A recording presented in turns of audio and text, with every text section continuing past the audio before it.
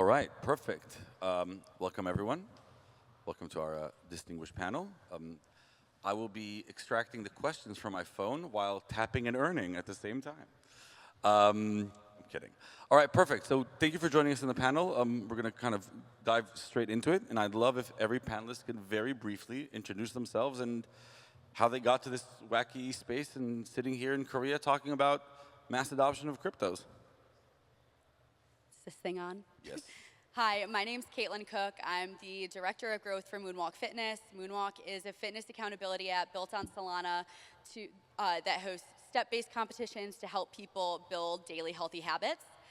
Prior to this, I was working for DeFi project, originally started in finance, but all led me to more consumer-facing applications, which we're talking about today.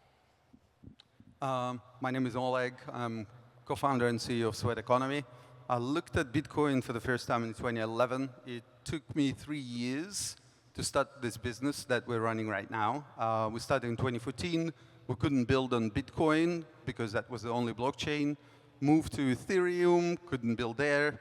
And only in 2022, we found blockchain fast enough and robust enough to build on. We're building on Near. And we now have 16 million token holders and 3 million actives all around the world. And we literally convert your steps into currency. Hi, I'm Moose, and I'm the co-founder of Cyber, an Ethereum L2 built with Optimism. And we also launched an app called Link3.2, one of the most adopted on-chain verified profiles for organizations. We currently have more than 3,000 orgs using that. If you check on Twitter, you can see projects like CoinMarketCap, blah, blah, blah, using it directly. It's like an alternative verified version of Linktree. Our team started in crypto in 2017. And yeah, glad to be here. Hi, I'm Naveen, Jain, and I'm a contributor to a project called Tari. Tari is a new layer 1 that has the easiest onboarding for any layer 1 blockchain protocol in the industry. It's download free software from the internet, install it on your Mac or PC, and click Start Mining. It's that easy. Before getting involved with Tari, I was in the music business and ran digital experiences for iconic artists like Linkin Park and Slipknot and The Killers. Fuck yeah, I love Slipknot. All right, perfect. So I'm going to start with this question because we have 2 consumer-facing apps and 2 infra layers. And I love the fact that we're going to talk about user adoption. So I think there's about 500 or 600 protocols out there right now in crypto. I'm not being exaggerated. I think more than 150 have been funded in the past few months. To the best of my knowledge, the internet as we know it runs on 6, maybe 7 protocols. Do you guys think that we might have, after you guys deploy your mainnets, of course, do we think we should maybe start and saying we have enough infra, let's try and get some users? What do you think about that? And I'd love to actually start on the infra side, and I'm sorry to put you on the spot, but is enough at some point? So I think the answer to your question is more about are net new users who don't already have exchange accounts and wallets and tokens staked on 50 protocols, are they able to actually participate in this industry? And it's like a first principles question more than anything. So if you're a Gen Z user, if you're a Gen Alpha user, if you are someone who's not yet involved in the crypto economy, how are you participating? To get involved with Ethereum today, to go from fresh user to doing your first on-chain TX is over 10 steps, including KYCing with some on-ramp. No new user is going to do that, and that's why the number of new users coming into the industry is very small. So it's less an infra question and more a how do you actually get new people to do the thing question. Okay. Thoughts? Go for it. Yeah, I think we actually do need not like more infrastructure, but proper design infrastructure. The infrastructure is definitely not ready for mass adoption yet. We do have some alternative ways that could enable users to log in super easily without like remember those like keys or something. But it's, to be honest, not like the most secure way yet. And also transaction, blah, blah, blah. All those infrastructure are being discussed and being invested for a reason. And to be honest, if we look at the history of internet, the internet spends much more time developing its infra before it becomes more accessible to the general public. But from my perspective, I think how we're doing it, it's more importantly, you need to understand exactly how applications and end users are thinking of it. So that's why we also build applications while we're trying to figure out the exact ways of infra. So I'm going to riff before we move to the application side. I agree with everything you guys said, but why does that need to happen on the protocol level? Like, so protocol, and I want a rebuttal from, I would say, the dApps, but protocol runs as a protocol, and Facebook onboarded people to social media, not CCIP or whatever. So I understand that, but I think isn't it the dApp's fault or place to bring those users? And please, let's ask the dApps here, where are our users and why aren't you bringing them? Spot on. We're definitely in an infrastructure budget. Our analysis is there are more than 1,000 chains and about 200 in development. And if you're looking at dApps that have more than 1,000 users, which is not much, to have 1,000 users is not something real users, not AI agents, not airdroppers, not whatever. Yeah. There is less than 600. So if we are calling blockchains rails, then we have right now 1,000 rail companies competing for 600 carriages running on them. Every week I get approached, why don't you move from near to our chain?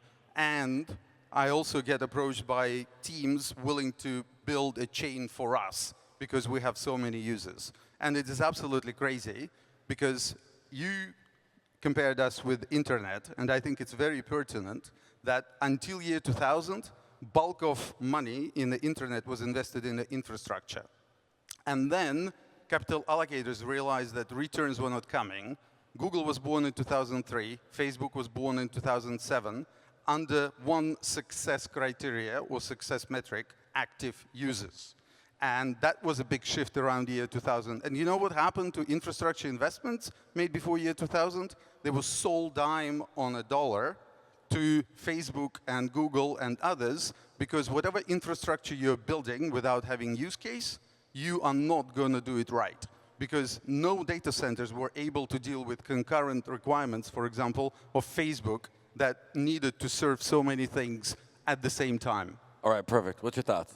How do we get more people to use our stuff? My more simplistic take on it is that there's definitely been maybe a bit too much of a focus on infrastructure, and now we're seeing a bit of a shift towards more consumer-facing applications, which I think is really exciting. Obviously biased because building in that space, but at the end of the day, if mass adoption is the dream, we're not going to get there by shilling infrastructure just because someone is very excited about the technical parts of it. We're going to do it by finding interesting use cases that people want to engage with, and they're not going to care which chain it's built on. They're going to care that it's something interesting that they can use that's a very smooth UI UX. And I think that's the way that we get true new users rather than fighting over the few that we have in the ecosystem today. All right, Riff, I think you have something to say, and then we're going to get into the topic a bit of like the X to earn, but let's everyone respond to that. I think that's a statement. Let's go with that. So I think it's really interesting because we tend to bucket users. Either you're a user or you're a builder. But if you actually look at HTTP as a protocol, there's a billion websites. You know, there's like a couple 100 million that are actively maintained, right? So the people who are using the internet are the same people who are also building on the internet. These are kind of like, there's similarity, there's connection there that is, not really being represented. And so if you have infrastructure where, you're not actually solving problems for developers, and you're also not realizing that these are human-powered networks, like it's ultimately a human-powered network. That's the only way it's decentralized. So there's a connection there that I think we're missing the plot on. I'll take that. And so why is decentralization so important for user apps? I'm just like, as I said earlier, I don't know if I wouldn't fly a decentralized airline. Wouldn't drive a decentralized car. Wouldn't take my wife to a decentralized hospital. So, and one of the things I also want to riff on that and let you guys respond is there is also a problem on the other side. So let's say Netflix. I love Netflix. But if tomorrow Netflix stock goes down by 80%, unless their programming goes to shit or they spike up my prices, I as a user don't care that much. So something with decentralization and assets of all these users also makes and I think that's one of the biggest issues. There's a bad riff on dApps or whatever because we're going to get to that sometimes of the economy of the tokens themselves. But as a user per se, I shouldn't actually care that much if an asset that whatever goes down, I'm here for the user, I'm here for the app itself. So we live in a world now where the CEO of Telegram was just arrested in France because his platform supposedly doesn't comply with rules and regulations. I don't want to go into hold on, macropolitics. you made a point, let me address it. So you also live in a world now where you have writers for various publications saying that Elon Musk should be arrested because like he's the figurehead and owner of Twitter, because he's not complying with local rules and regulations. The value of decentralization is creating a world where people actually have freedom, people are actually able to express themselves, more permissionlessness. You know, those are the values of the system. And then you end up in a world where the CEO of a system is arrested and everyone's wondering what the fuck. Yeah, but still no one of these users goes use a decentralized social networking app. That's the truth. Because the user experience is torture. True. Yeah. Users do not value decentralization. They will only start valuing decentralization once they've gone through their account being shut down by their bank or disconnected from the service. Then they start sort of managing that risk. But generally, 99% of the population don't, and they don't care. And we should acknowledge that decentralization is not good enough proposition for users. Especially it when you needs want to be to better. onboard new users, all right? You want them to click in, be able to click in with their social media. You want to onboard them. But yeah, they're going to be clicking with their social media. There might be some mem data there that someone has. Who knows? But how can we, and I want the apps also and also more infrastructure to reply to that, how can we create this seamless experience and not get people to do 10 steps and still have the dream of decentralization while the fact of the matter is that users seem to not care. Exchanges still till today after FTX hold more money than DEXs. So we can keep talking about that, but capitalists, the users don't care. I agree. But I understand and agree that the user doesn't necessarily care about decentralization. The user cares about convenience.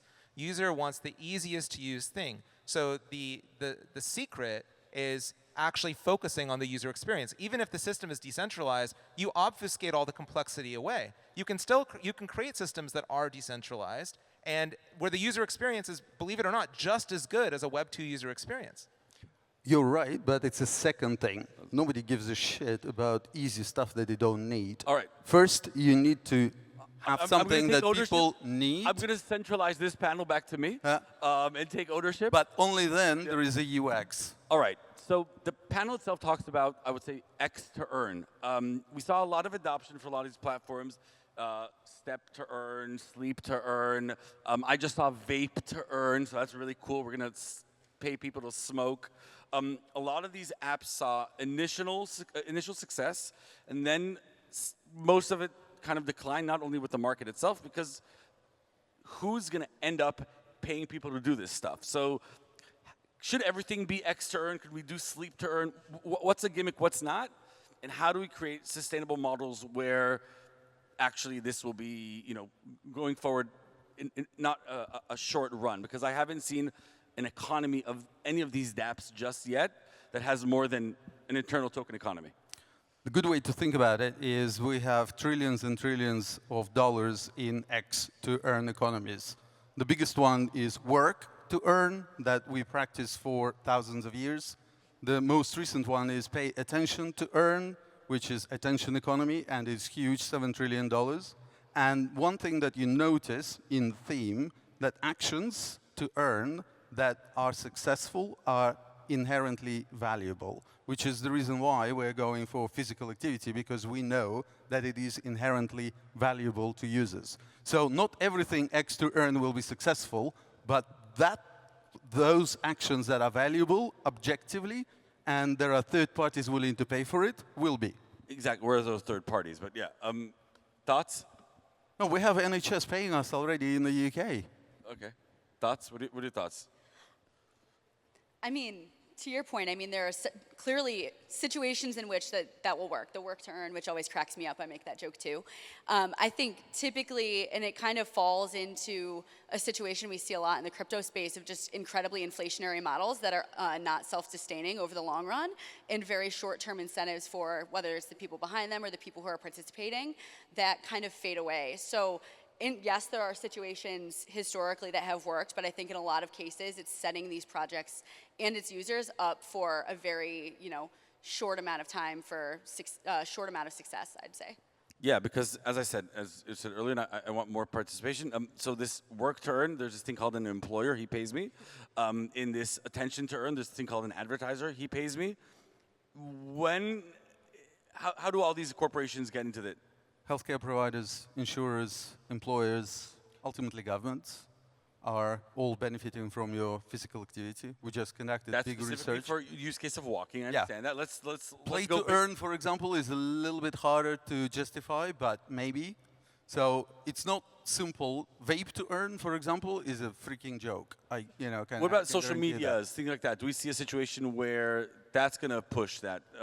Again, the post to earn, engage to earn, and how do you do that while not cooking the numbers as we talk backstage and just getting a bunch of agents and whatever AIs to click? Yeah, I mean, there are projects out there that are doing interesting things around like boost to earn. So if you are a creator on, like whatever, TikTok, Instagram, pick your favorite social platform, you can, if you boost someone else's post, you comment, you tweet, you whatever, you help hack the algorithm to like drive more engagement for whatever the thing is, because everyone knows that the social media algorithms are, if you're not spending money, they're advertising companies. That's how they make money. If you can find a way to hack those algos in that way, that's very interesting. So there are other like to earn strategies too that I think have some merit and could be very interesting, similar to like the walk to earn stuff, which certainly is working in many markets. Thoughts? I think especially important for developers sitting here trying to build application. I provide a very different perspective. I think you should look at X to earn as a go-to-market strategy, and your real tokenomics that's long-term sustainable, that should be something tied to proof of what.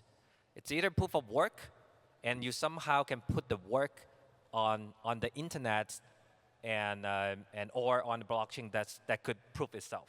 Like, for example, Vape to earn could be cheated. Like, there are millions of ways to cheat it, right? The system is not robust. The reason why proof of work of the BTC is so beautiful is because it's proven by math, right? So I think don't mess with X to earn with the proof of something. I think those are two very different things. I'm totally fine with your X to earn if you're trying to use some airdrop expectation, whatever that you can leverage to bring users on board. But make sure you have ultimately a very unique proof of something that's encrypted properly and mathematically proven it's going to work economically. So that would be the thing that retain user and bring value. That's why we need decentralization. So I'd offer this as a final question, maybe, getting final. Why don't all these L1s that have all this money accrued use the model of X? We're saying, well, we just need people to pay for these activities as these dApps onboard all these users.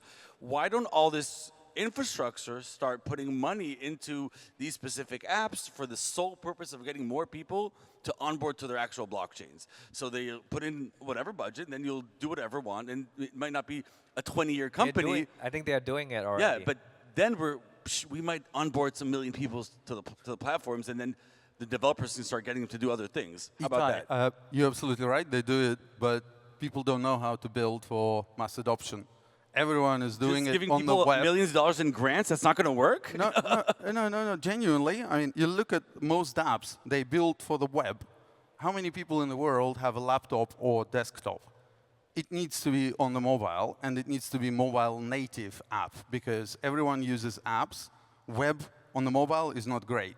Second is UX, and Naveen was talking about it. UX for Web3 dApps is horrendous. 24 words, scribble them with a nail on a metal piece, split it into two halves, hide it into different geographical locations. What?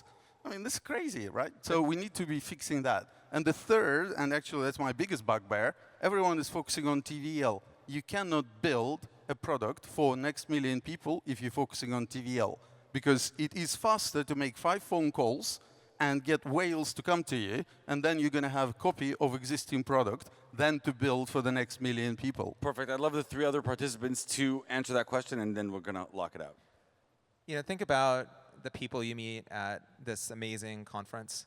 The majority of people who work on actual systems here are developers. Where are the designers? You know, it always cracks me up when I see the makeup of a team that's working on like infrastructure or anything, even like applications. Like I can't agree with you more. We don't have product people, just product. For a crowd like this, for an amazing conference like this, there needs to be at least probably 3 to 5x the number of creative talent, design talent, product talent that actually understands how to build consumer products, and that's not present yet. So that is an opportunity for us as an industry going forward, and then I think we'll see a lot of opportunities change. You cannot have a world where it takes 10 steps, including KYC, for someone to go from cold start to being an on-chain user and expect any form of adoption. That's just bullshit. What are your thoughts? I mean, everyone always asks where the new users are, and then you ask them, to your point, like, they go through 10 steps in a process. Every step that you add is going to see significant drop-off in people that continue on that path, right? Yep. Like, the UI, UX of most products out there today, even the most heavily used ones on-chain, are not suitable for mainstream users. And there's not been nearly enough focus, even we were talking about infrastructure. Let's talk about payments. Let's talk about onboarding. Let's talk about sign-in. Let's talk about wallet abstraction and making it significantly easier for new users to come to a platform, not need to care that it's powered by crypto again because it's just something they're interested in and works really, really seamlessly with different components to the onboarding process that they've already seen, rather than sign in with wallet, fund wallet, and all of these different things that people have no experience with. And then if we're going to be interoperable, I also need to have the gas tokens of all these different things. Yeah. And then I need to, it's like a user saying, let's move from Azul to AWS right now for this server. And we don't owe you know, non-crypto native users are not incentivized, nor do they owe us anything of using the products that we've built. It's on us to create an experience that entices them to actually get onboarded. Like, they owe us nothing on that front. But this is another reason why we're in infrastructure bubble, because if you compare it with the internet, anyone remembers how Yahoo looked in 1998, 99? I don't think they had any designers. The portal age. It was horrendous. So we are tracking exactly the same development, and it is going to get better and quickly. All right. Anything to add? Wrap it up? I think the hardest part is actually finding that use case that actually needs crypto, and the use case that needs the proof of whatever, that somehow the aggregate, like because of the system that you design, the tokenomics that you design, and therefore you can foresee a future of this economy. The overall productivity of this economy, it's going to be much bigger than what it is right now. So, and that's the secret of finding a good use case, and that's the actual challenging part. All right, we're done, and let's just hope that use case is not meme coins, because come on, we're done. All right, perfect. Thank you very much, and thank you for our great panelists. Come on.